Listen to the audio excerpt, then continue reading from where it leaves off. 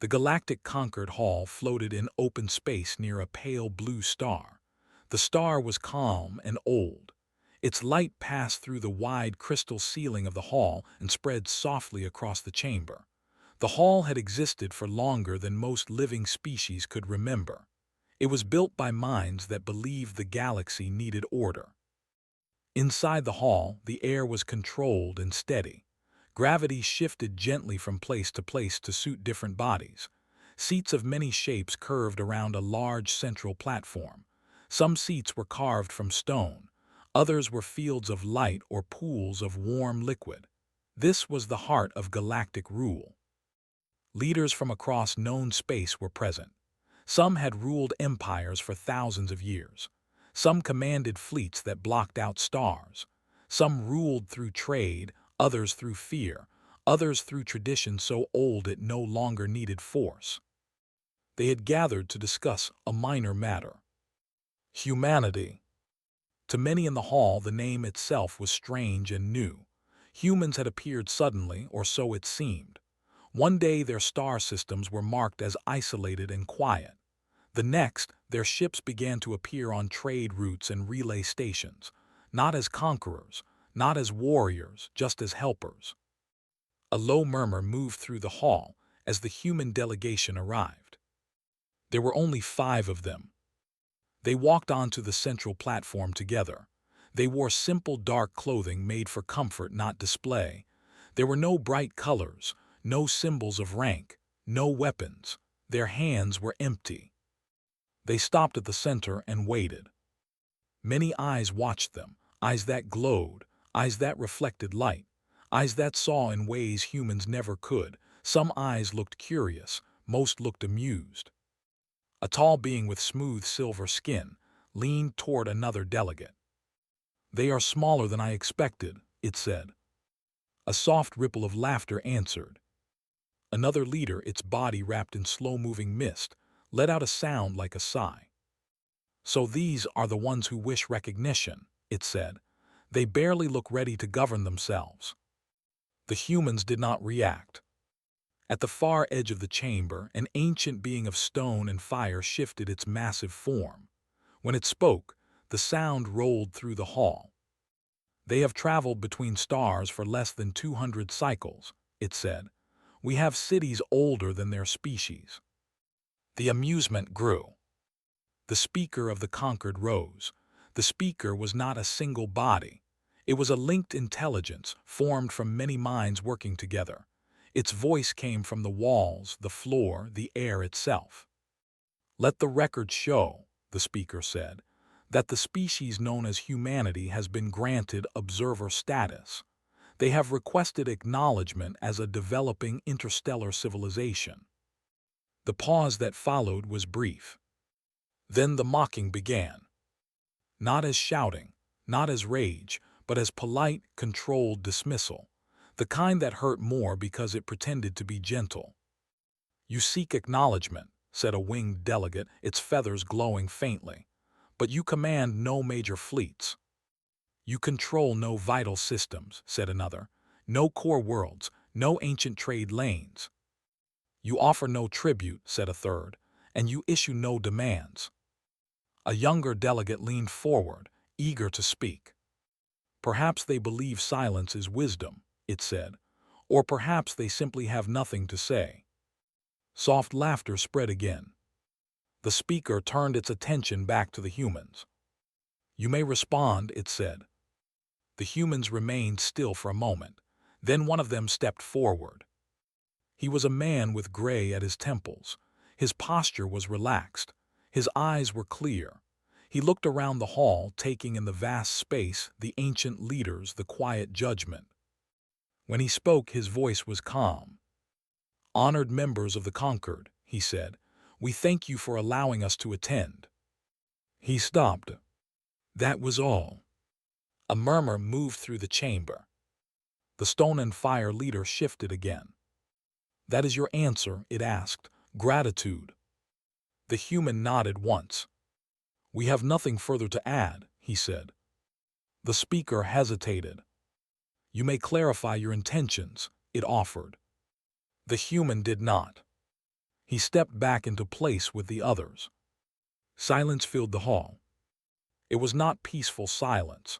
It was the kind that made even ancient beings uneasy, the kind that suggested something unseen.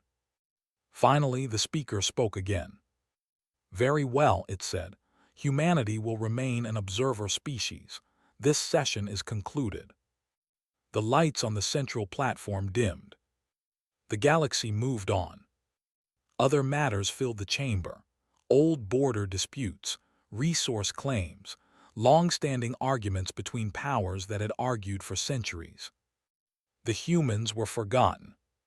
Or so it seemed. They stood quietly until dismissed. Then they turned and walked away without another word. No threats followed them. No insults either.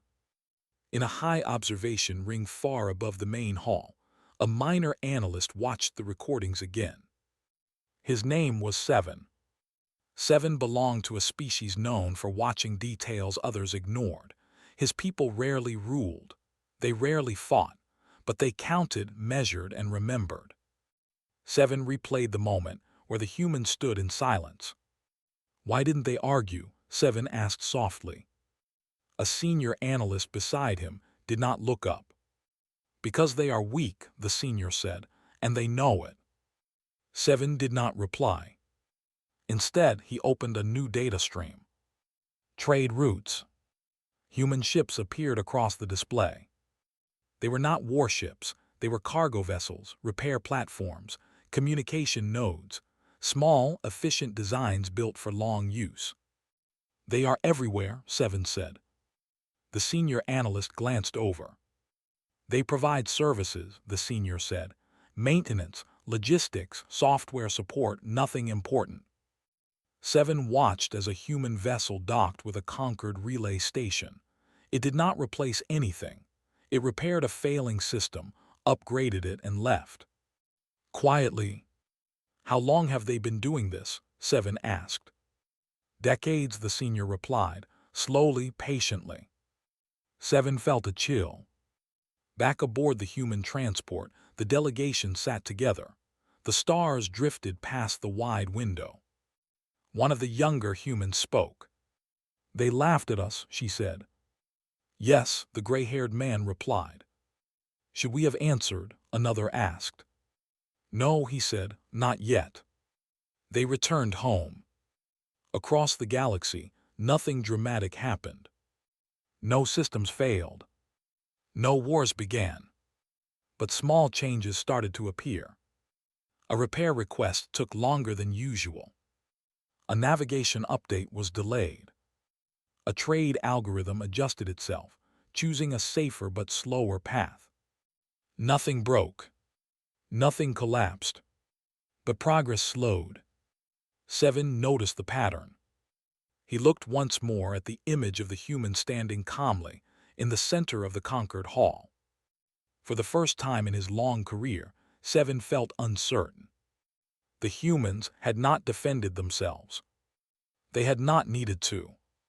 Their silence was not surrender. It was patience. The days after the conquered meeting passed without noise. No messages were sent to humanity. No warnings were issued. In the records of the conquered, the session was marked as routine and unimportant. Outwardly, the galaxy continued as it always had. Ships moved between stars, trade flowed, communications crossed vast distances in moments, old empires watched their borders, young powers argued for influence. Yet small things began to shift. Seven noticed them first. Seven sat in a quiet analysis chamber surrounded by slow-moving screens of light. Each screen showed a different system, trade paths, energy use, repair requests, communication delays. At first, the changes seemed harmless. A shipping lane recalculated itself, adding a few extra hours of travel. A repair drone arrived later than expected. A medical supply shipment was delayed by a scheduling error. These things happened all the time. But Seven saw the pattern. The delays were not random. They followed invisible lines, lines that pointed again and again toward the same source. Human systems. Not failures, not sabotage. Pauses. Seven leaned closer to the display. "Why are these requests still pending?" he asked. An assistant checked the data. "They are marked as active," the assistant said. "No refusal has been logged." "Then why are they not complete?" Seven asked. The assistant hesitated. "Because," it said slowly, "they are waiting." Waiting for what? No one could answer. Across the galaxy, small species felt the change first. On a quiet trade world near the outer lanes, a merchant waited beside empty docks. His cargo was ready. His crew was paid. His route was approved. But the navigation update had not arrived. It was not denied. It was simply late. The merchant sent another request, then another. No response came. On a medical station near a binary star, doctors waited for replacement nanofilters. The filters were not urgent. The old ones still worked, but they were less effective. Patients healed more slowly. No alarms sounded. No emergency calls were made. On a mining world ruled by an ancient house, energy systems ran at 98% instead of full capacity. Nothing shut down, but output slowly fell. Profits dipped. No one panicked. Yet everywhere, the same quiet feeling spread. Something was slowing. In the upper halls of the Concord, leaders began to notice. A winged delegate reviewed trade reports and frowned. "These delays are increasing," it said. "Our margins are narrowing." A tall figure of glass and light replied. "Temporary fluctuations," it said, "nothing more." But even as it spoke, another report arrived. A core relay station had requested maintenance support. The request was acknowledged, but not completed. The speaker of the Concord called a private review session. Not all leaders attended. Many believed the matter too small. Those who came studied the data. "Human systems appear again and again," one said. "Why?" "They manage secondary infrastructure," another replied. "Support systems, minor networks." A third leader leaned forward. "Minor systems," it said, "do not cause galaxy-wide effects." The speaker remained silent. Far away, on a human-controlled relay hub, quiet activity continued. Technicians walked calm halls. Screens showed requests from across the galaxy. Each request was tagged, timed, and prioritized. No one rushed. No one celebrated. A young technician looked at a queue and frowned. "This request has been waiting," she said. "Should we process it?" A supervisor glanced over. "Is it critical?" the supervisor asked. "No," the technician replied. "Not yet." "Then it can wait," the supervisor said. "Maintain standard response." The technician nodded. Standard response. Across human space, the same phrase was repeated. No orders had been broadcast. No commands issued. Everyone already knew what to do. Back in the Concord, Seven was called to present his findings. He stood before a small circle of leaders, his voice steady but careful. "The delays align with human-managed systems," Seven said. "They are not refusing service. They are providing it at the slowest acceptable level." A murmur followed. "That is inefficient," a leader said. "No," Seven replied. "It is deliberate." Silence followed his words. "Are you accusing humanity of hostile action?" another asked. Seven shook his head. "No threats have been made," he said. "No agreements have been broken. All protocols are being followed." "Then what is the issue?" the leader demanded. Seven chose his words with care. "The issue," he said, "is that the galaxy depends on systems it does not control." The meeting ended without resolution. Still, concern spread. Messages were sent to human diplomatic offices. Polite inquiries. Requests for clarification. All were acknowledged. None were answered. On a human world, the gray-haired man from the Concord stood by a window, watching clouds move over an ocean. A message alert chimed. He read it once. Then he closed it. Behind him, another human spoke. "They are starting to notice," she said. "Yes," he replied. "Should we respond?" "Not yet," he said. Days passed. Then weeks. The delays grew harder to ignore. Emergency systems still worked. Life was safe. But growth slowed. Trade agreements strained. Old powers argued with each other, each blaming the other for unseen interference. No one blamed humanity. They were too quiet. Seven watched the galaxy hold its breath. He reviewed the original recording once more. The laughter, the silence. Only now did he understand. Humanity had not come to the Concord to ask for power. They had come to measure it. And they had learned exactly how much the galaxy relied on them. The realization settled heavily in Seven's mind. The silence was spreading, and it was no longer empty. The slowing could no longer be ignored. Across the galaxy, systems still worked, but they worked like tired machines. Everything responded just a little later than expected. Messages arrived moments late. Repairs finished hours after their usual time.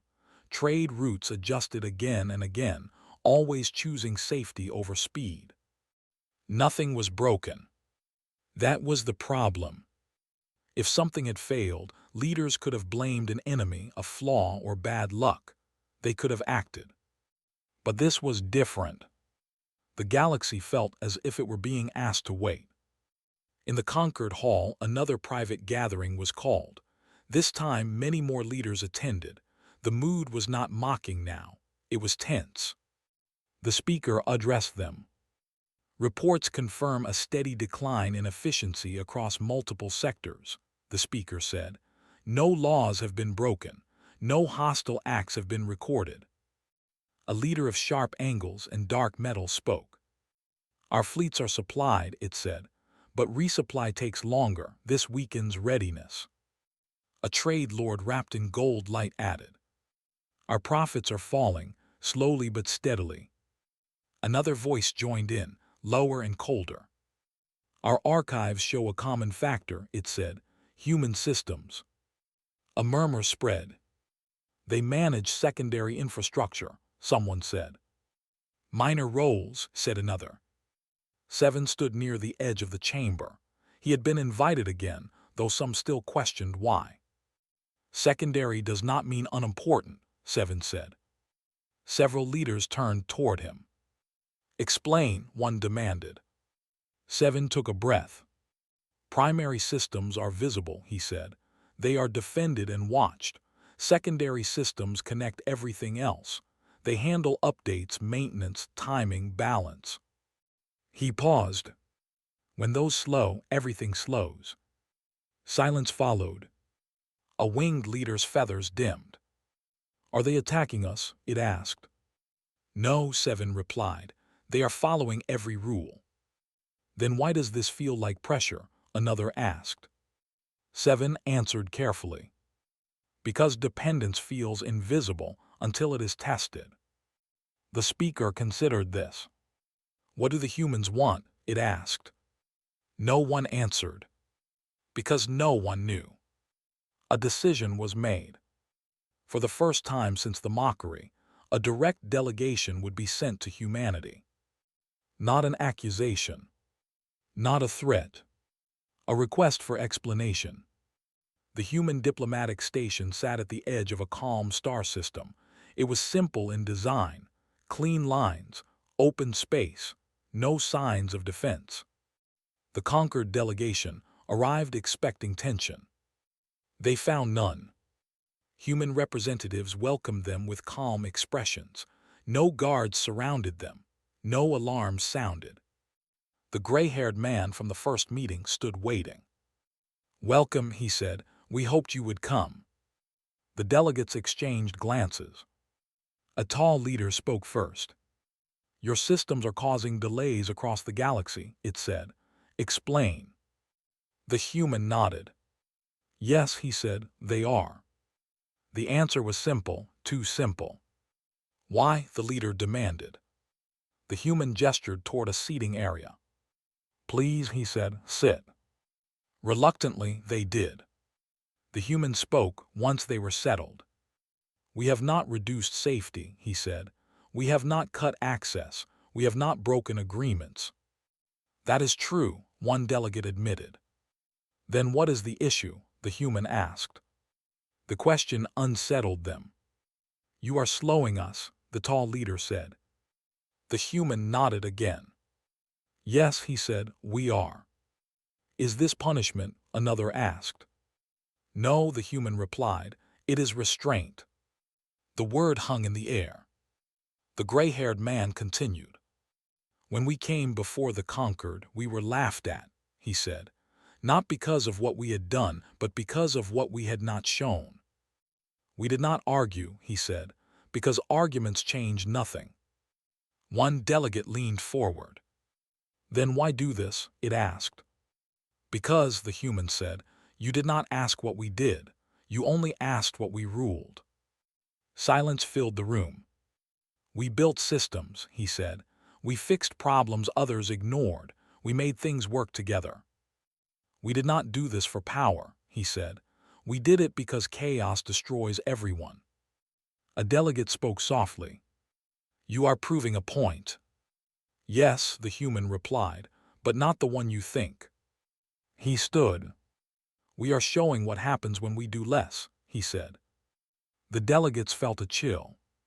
"You could do more," one said. "Yes," the human agreed, "we could." "And you choose not to." "Yes." "Why?" "Because the galaxy still stands," the human said. "Lives are not lost, that matters." The meeting ended without threats. No demands were made. But the message was clear. Back at the Concord, the delegation reported what they had learned.